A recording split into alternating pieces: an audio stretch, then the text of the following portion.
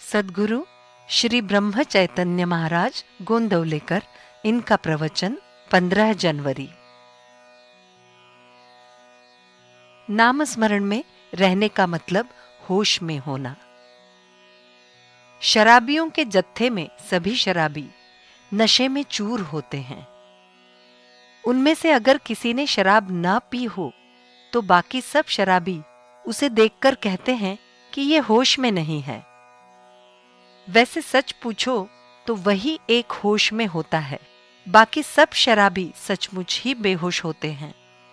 वैसे ही हम सब विषय वासनाओं में चूर होने से जो नामस्मरण में रहता है उसे कहते हैं कि वो होश में नहीं है।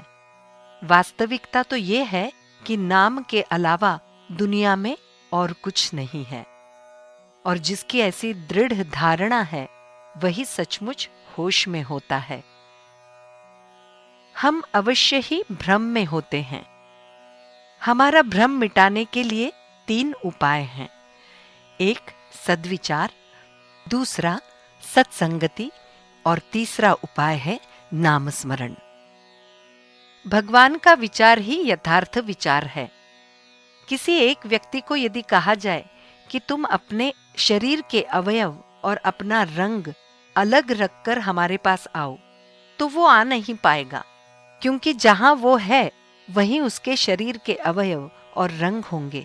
वैसे ही नाम, संत और भगवान एक दूसरे से लिपटे हुए हैं, एक दूसरे में विलीन हो गए हैं।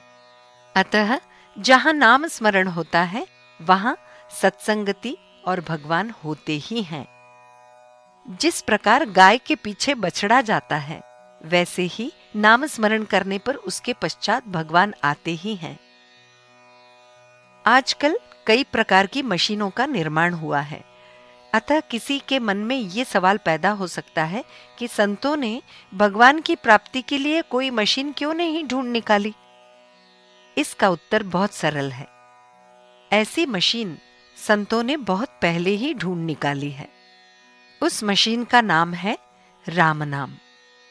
ये मशीन हर कोई पा सकता है। ये यंत्र सब काम में ला सकते हैं। इस पर कभी जंग नहीं चढ़ता और ये कभी टूटती भी नहीं है। भक्त, भगवंत और नाम एक रूप हैं। जहां नाम है वहीं भक्त है और वहीं भगवान भी हैं। इसीलिए नाम सर्वश्रेष्ठ है। वही नाम हम निष्ठा और लगन से लें। नाले से और गटर से जो पानी बहता है वो कितना गंदा होता है, किंतु वही पानी नदी में जा मिलता है। नदी सागर में मिल जाती है। सागर सब पानी को सागर रूप बना देता है। उसी प्रकार मनुष्य कितना भी पापी, दोषी, अपराधी हो, यदि वो नाम रूप नदी की डोर थाम लेता है तो समझो वो राम सागर रूप बन गया है। भगवान को भूल जाना सबसे बड़ा पाप है। नाम स्मरण के कारण भगवान का स्मरण होता है। इसीलिए नाम स्मरण से पाप मिट जाता है। अनाथ शब्द नाथ के सिवाय नहीं है, और नाथ यानी भगवान को अनाथों के सिवाय नाथत्व नहीं है। राम सबका नाथ है। उसके नित्य स्मरण में हम रहें। गृहस्थी वनवास के समान है।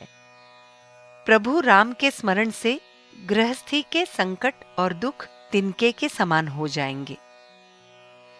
यदि तुम नाम स्मरण करते रहोगे तो संत स्वयं तुम्हें ढूंढेंगे। तुम्हें संतों को ढूंढने की आवश्यकता नहीं है। जानकी जीवन स्मरण जय जय राम।